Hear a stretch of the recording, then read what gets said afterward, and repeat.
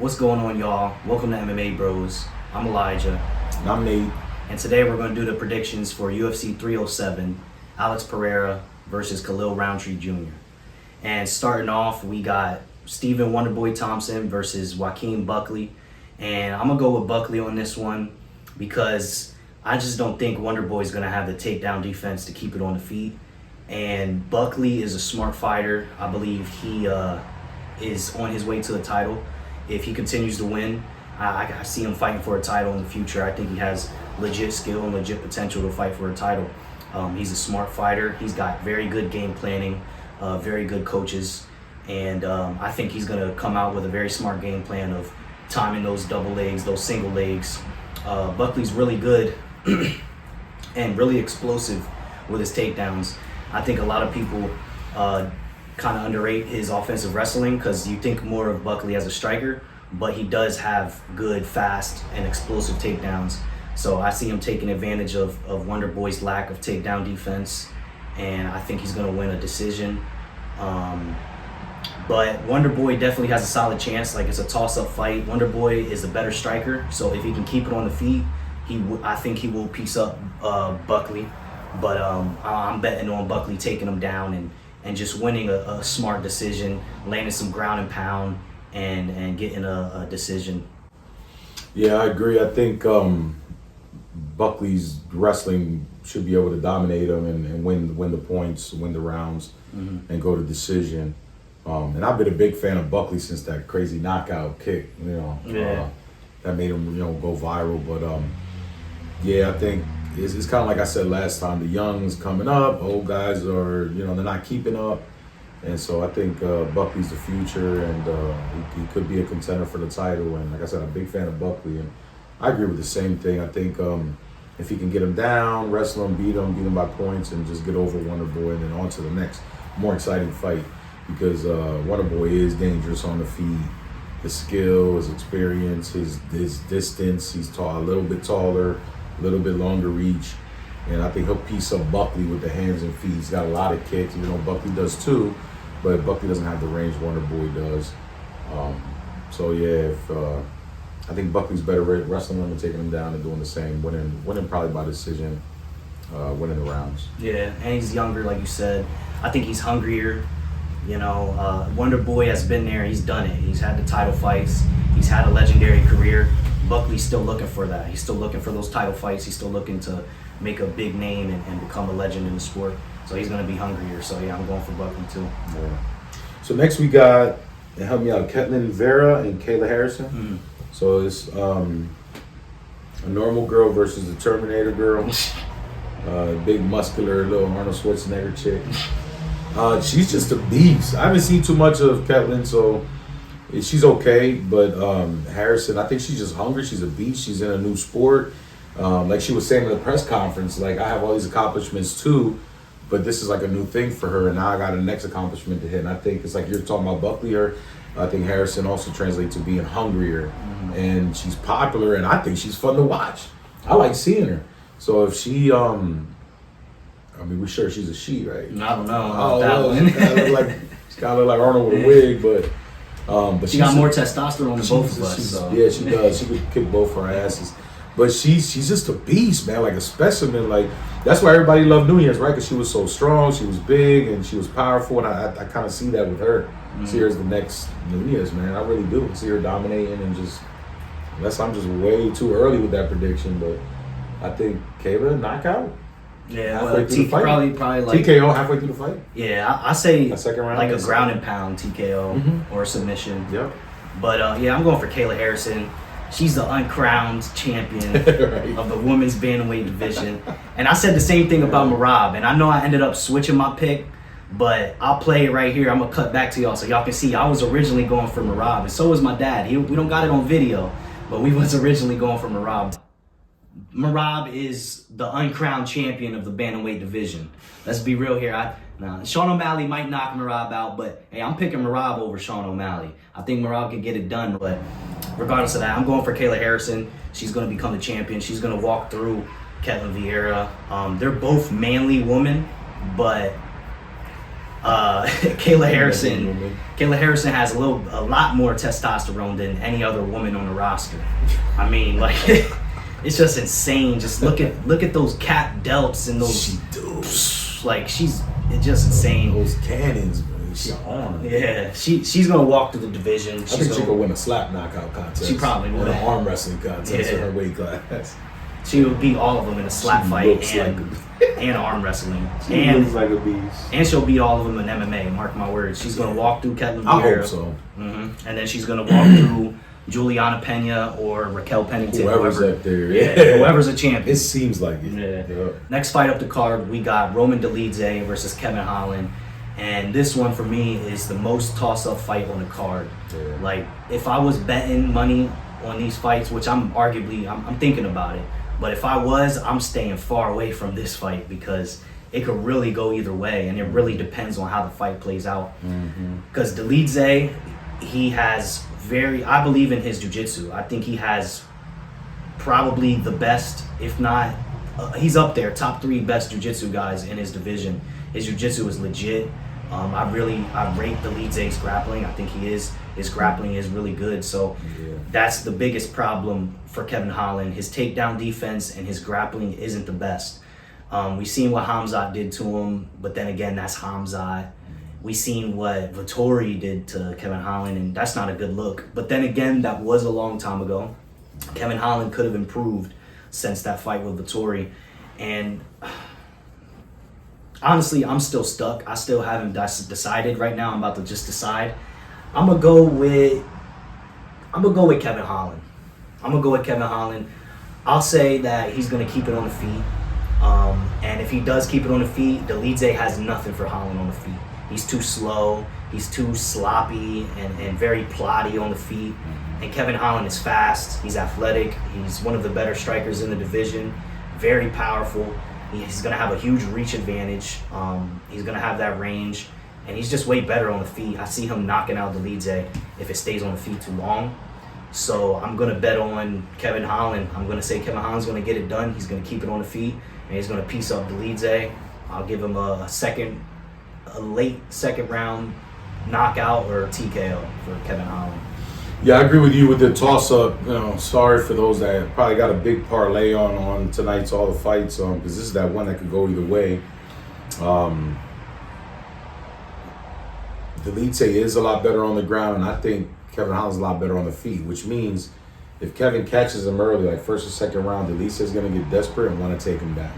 And I think he's going to successfully take him down, and once he's wrapped up with him on the ground, it's a wrap. So I'm gonna go Dolidze submission. By the third round. It's only 3 rounds, right? Yeah, 3 rounds. Can't guess worse than that. Yeah. But I'd like to see Kevin Holland piece him up, and I'd like to see Dolidze stand up and go toe to toe with the guy, because you're right. He's really weird and unorthodox and slow looking. And we're in Utah. It's Salt Lake City, so it's like 4,500 feet, in elevation. Yeah. So I know it's not like where we were in Colorado at 10, 11, 12,000 feet. But this is hard to breathe here, so especially when you're fighting and warming up before the fight and things like that. So, with that being said, who knows? Because I think Dolidze preserves his energy more by not throwing as many punches as maybe Kevin Holland might be busier. Come mid-second round, Kevin Holland, is not as quick. Dolidze grabs him, puts him on the ground, and somehow gets him submission. So that's what I think. I think it's going to happen. Unless Kevin Holland just impresses and he's just a beast and Dolidze stupid enough to stay on his feet. Yeah, and that could happen, what you just said. Like, I'm not confident in picking Kevin Holland. I really think it could go either way. But the thing is with Dolidze is that he doesn't really have the wrestling to impose his will in the grappling. He would definitely shoot the takedowns. I see him going for takedowns, but he doesn't really have the wrestling skill. So that's why I'm kind of leaning towards Kevin Holland. So, yeah. But I could definitely see it going either way. Dolidze has a legit shot. It could be either a submission from Dolidze or a knockout or a decision from Kevin Holland. Next up, we have Jose Aldo and Mario Batista. Right, Mario? Yeah. So, Mario's the young up-and-comer, and Jose Aldo is the veteran that's been embarrassing all these young guys. Yeah. I love Jose Aldo. I'm a big Jose Aldo fan, and I want Jose Aldo to win. Can he win against Batista? If Batista got any better, it's going to be a hard, tough fight. Because he looked pretty decent in his last fight, especially for a young guy up and coming and learning. I think these younger people, they learn a lot more. They're a lot more technical. They're the dieting, the science behind the training is so much more ahead now than it was before. But I feel like Jose's been able to keep up with these young guys. So I say Jose wins, and I'm gonna go with decision. I think he takes advantage of the leg kick, slows down Batista a little bit, maybe catches him here and there, makes him a little more precautious and nervous, and Batista's not firing off like crazy. And he's a little bit nervous, and I think Jose gets him by points and wins the decision after 3 rounds. Yeah, I'm gonna have to agree with you. I think Aldo is just one of the old heads that's just defying the odds. You don't never see bantamweights at 38 years old. Nah, not that old. Beating these 26-year-olds, and it's just crazy what he's doing. He's really defying the odds. He's one of my favorite fighters of all time, and that's not why I'm picking him. He's one of my favorite fighters of all time because I pick him. That was a little bit weird the way I said it. What I meant was like, Aldo isn't my favorite. I'm picking Aldo because he's so good, not because he's my favorite. And the reason he's my favorite is because he's so good. And especially what he's doing to this division, what he did to Jonathan Martinez, what he did to Rob Font, dominated Rob Font, dominated Cheeto, dominated Pedro Munoz. And all the young guys coming up. Yeah, all the young guys coming up. And I think he's going to do it again. I think Batista doesn't have nothing for Aldo on the feet. He's nothing too special on the feet, is Batista. He's an all-around fighter. Yeah, he can, he's good on the ground. He's got good offensive wrestling. He's got really good cardio. And he's a tough out. He's not a bad fighter at all. He's definitely a top 15, a top 10 type of fighter. But he's not on Aldo's level. Aldo's boxing, Aldo's kickboxing is just levels ahead of him. I think he's, like you say, he's gonna leg kick him. He's gonna land a few big shots, and Batista is gonna be very slow, not necessarily like slow in speed, but he's gonna have a slow pace, and he's gonna start off slow. And I think he's gonna try to drag Jose Aldo into deep waters because that's his way to win. Use his cardio, push him up against the fence, and tire him out. But I think he's not taking Aldo down. Merab couldn't take Aldo down, and he attempted like 17 takedowns throughout 5 rounds and still could not take Aldo down. So yeah, I'm going with Jose Aldo. He's a beast. He's one of my favorite fighters of all time. He's going to get it done. And that's what I would have said if I thought he could take him down. He'd take him down and just win him, win by points there, just beat him on the ground a little bit. I don't think he can take him down. Yeah. Merab's probably the top guy in that class, or they're a higher weight class, right? Bantamweight. So no, he's the top wrestler in that class, and Merab couldn't do it. So, and that was a good competitive fight. Yeah. Next fight up, we got Raquel Pennington versus Juliana Pena, and I'm going Raquel Pennington. I hope Pena wins because she's a much more fun champion. She knows how to generate hype. She actually is pretty entertaining, at least in the build up to the fights. She knows she actually can generate some hype for her fight. She'll talk some trash, and she'll just she has a personality, unlike Pennington, who is just NPC-ish. But I think she is a legit skilled woman. She's been that woman that was right outside the top. She's been at top 5, number 3, number 2, 2 and 3 for a minute, for a long time, but she just couldn't beat Amanda Nunes. Yeah. But now Nunes is gone, and now she's the champion. I think she's going to beat Pena, but Kayla Harrison is going to walk through her after that. So, yeah, I agree. She was always the if it wasn't for Nunes, she would have been champ earlier. She is really good, skilled. She got hands. She's built. She's got a body. That's why the bantamweights, because they're bigger ladies. But I'm a Pena fan. The way she ragdolled Nunes, that made me a fan. That made me a fan too. I loved it. I love seeing somebody ragdoll Nunes like that. We haven't seen that since Gina Carano when Nunes was first starting. You know what I mean? Nobody dominated Nunes. She didn't even dominate her that bad. Pena whooped her ass, and I was so happy. It was like seeing UFC 300. It was awesome. So I'm a big Pena fan. I hope this is her comeback. I hope she's just as strong as legit as she was that day when Nunes was having a bad day. I get everybody says Nunes exposed her and stuff, but Nunes is the GOAT in women's MMA. And if you're gonna talk about after Nunez moves on, who's better? I'd rather see Pena. Is it really gonna be here? I don't know, but I'm rooting for it. I'm rooting for it too. And then main event? Yeah, main event. So main event, we got Alex Pereira versus Khalil Rountree. Who? I'm just playing. But Alex Pereira is gonna walk through Khalil Rountree, man. Khalil Rountree shouldn't be getting a title shot. Like, it should be Ankalaev versus Alex Pereira. Right. I don't know what's going on. Ankalaev fight in a week or two, don't he? Yeah, Ankalaev's fighting Rakic, but he shouldn't be fighting Rakic. He should be fighting Alex Pereira. But Alex Pereira is just levels ahead of Khalil Rountree. Alex Pereira has fought guys that are just as good, that are better than Khalil Rountree. He's fought guys better than Khalil and beat them, walked through them. He's fought guys and walked through them and beat them that were better than Khalil Rountree in Glory. Like, the Glory kickboxers he was facing, most of them were all better than Khalil. And I don't want to sit here and trash Khalil because he is a legit, top 8 ranked fighter, but that's all he is. He hasn't really proven himself that much. And it's I can't pick Khalil Rountree when he's taken 3 rounds to knock out Anthony Smith. Like, it took you the 3rd round to finally land. But he knocked him out. He knocked him out, but you gotta give him credit. He has some strength. Yeah, I give him credit. He knocked him out, but it still took him 3 rounds to do that against Anthony Smith when Alex Pereira would have done it in the first. I think Leno would have knocked him out. My abuelo would have knocked him out in the first. Nah, but Khalil Rountree, in order for him to win this fight, he just got to put his chin on the line and just risk it. Just go out there. He's gonna have to. Yeah, that's what he's going to have to do. Just throw everything at him. Throw the kitchen sink at him. Just come at him, pressure, try to walk Pereira down, and just swing. And if you get caught, you get caught, because there's no other way he's winning this fight. If he tries to fight too technical, I don't think he's going to win either. Alex Pereira's just going to leg kick the shit out of him.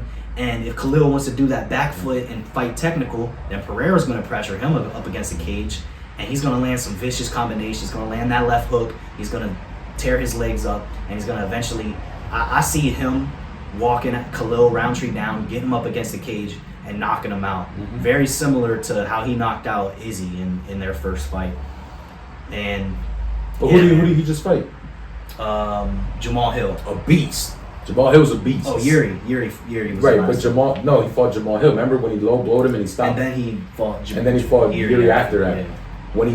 But Jamal, Yuri, these guys are savages. They're animals, and he did that exactly to them. So that's all you're saying is what you already saw him do to better fighters. Like, even if Pereira was out last night with John Jones having a schnauzer fest, he's whooping him today. Yeah. He's definitely whooping him. Like, I don't see there might be one dimension somewhere in the multiverse that Rountree touches Pereira. But in this one, nah, he's not even coming close. It's unfortunate. I think this is just a fight to keep Pereira active. Yeah. Because I guess, who did you mention earlier? Ankalaev maybe needs one more fight. You know what I mean? To be ready to be a legit contender. But he's more worthy of the title. He's more worthy. He's a better contender. But you could go to Ankalaev's camp and be like, do you want this fight now? They're like, hold on. Let the trainers, the guys that are really trying to do a championship run, the guys that are serious, that are helping to make the decisions, are saying, no, let's get 1 or 2 top 5 guys before top 10 guys before we throw him to a monster like Pereira. Pereira's the next GOAT.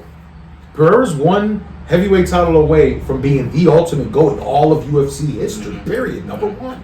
Like, John Jones is only there because he beat Cyril Gane in some nutty heavyweight fight. Yeah. That's the only reason why John Jones is there. He does that, he surpasses John Jones. He's a phenomenon, like, as fast as he's been able to do it. So I think you got to keep a guy like that active because he might have 2 more years in him. Yeah, he's getting old. So 4 or 5 fights a year, you got to give it to him so that he can eat all he can and be done and retire. I think his goal is beyond being a title holder. I think his goal is eternity in the UFC, just being a GOAT. You know, it's got to be like. The legacy this guy is leaving behind is ridiculous. People I don't think give him enough credit. They're not talking about Pereira enough. Pereira is that dude. He is the scariest man in UFC. I know Tom Aspinall. Tom Aspinall is a first round knockout artist. He's big and all that. And Pereira's a big guy too. But I got him up there. I got them up there with Aspinall and next to John Jones for the GOAT conversation. He's surpassed a bunch of guys. I don't want to start any crazy arguments and nutty comments on naming names, but Pereira's that dude. This guy ain't got a chance. Even if Pereira woke up with the flu this morning, knock on wood. I don't wish nothing bad on Pereira, but even with a handicap, the Rountree guy's not winning, and nobody in that. From what does he rank? Like 8? Yeah, 8. Yeah, nobody ranked 5 and below even has a thought to think. I know, right? 1, 2, 3, 4 might, if Alex Pereira's on a really bad day with COVID, flu, and all that. The dude that beat him, the only guy that I would be like, you know what, maybe he's gonna win is Ankalaev. That's the only guy that I think could beat Pereira. Because we thought that about Yuri and who's the other guy? I keep forgetting. Jamal Hill. I didn't really think Jamal Hill had a chance. I thought he had a chance because they size up well. He's good with the hands and who knows, right? That could have been a who knows, right? Yeah, that's like a who knows. But man, Pereira just dominated them, made them, and then Yuri the second time even worse. Like, and I love these guys. I love Yuri and Jamal Hill. These guys are beasts. But Pereira's on another level. He's on another level. We talk about people sold their soul to the devil. He sold his soul to somebody bigger than the devil, whoever that might be. He's on some other shit, man. And then you got Glover and his whole camp and everything. Those guys are all monsters. And so Pereira, first round knockout. Yeah. I'm sorry to go on that long rant just to say Pereira first round knockout with 2 minutes to spare. Yeah, I agree. He's gonna get this done. Khalil. Yep. You need a miracle. Yeah. Hoping and praying enough. Yep. Rountree needs a miracle. Yep, but that's gonna do it. That's our predictions. Comment down below if you disagree or what you agree with or whatever the case may be. Please like and subscribe. Thank you for watching the video. Yeah, and while even though Nate's not here, still hook the boys up, like and subscribe. Nate's doing good.